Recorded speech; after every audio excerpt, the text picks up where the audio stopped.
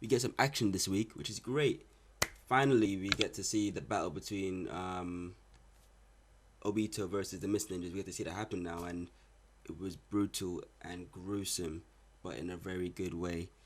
So basically, yeah, Toby's running through the forest, and then he actually sees Kakashi, Chidori win in the chest, and I knew it. I called it. I saw it happening. Basically, that's the moment where they both unlock their Migekyo Sharingan.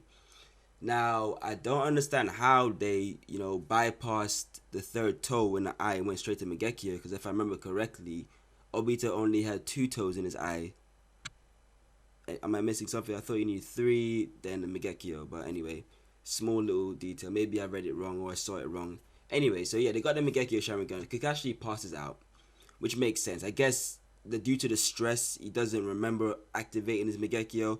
Same thing that happened to Sasuke back in the day when, he fought Itachi after he massacred the clan. He unlocked his Sharingan.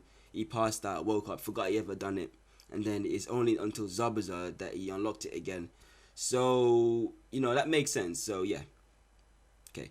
Anyway, so, Obito sees Rin's dies, and then, he proceeds to just completely slaughter all the Mist Ninjas.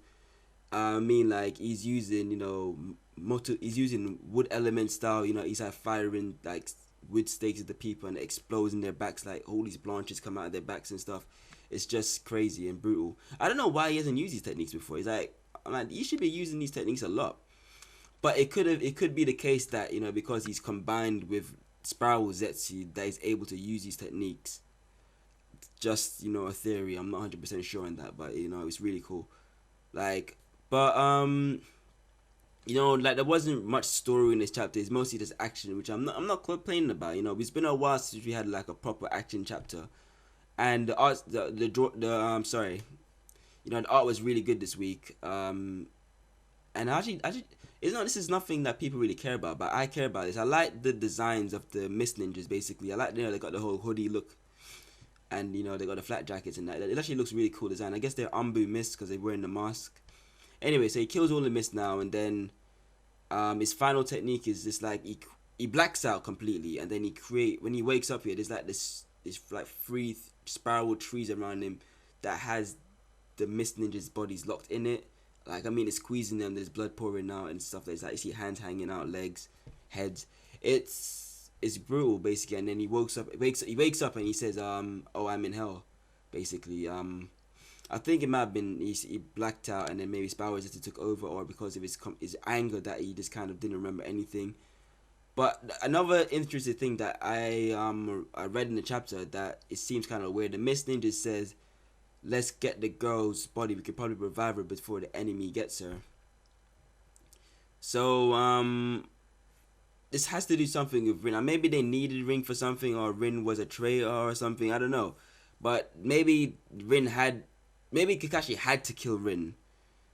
Maybe she was a liability. Maybe she was switching sides. A snitch, a mole, something, and maybe Obito wasn't aware of this. Because we don't really know much about Rin. She was nice in the day, but we don't really know if that was a cover up or she was acting out and stuff. So yeah, it could be that she had information that they needed and he had to kill her, or she was gonna leave the village and switch sides. Kakashi was on the Genjutsu, he's on the mind control. It's a whole lot of reason what it could have been. We'll just have to wait till next week to find out. But by all means, keep speculating. Let me know what you think. Put your comments down. What do you think the reason is why he actually killed her? Because I'm actually curious about that reason right now. Because Kakashi does seem quite guilty about it when he actually confronted Obito about it a couple of chapters ago. He said, "Do you blame me for Rin's death?"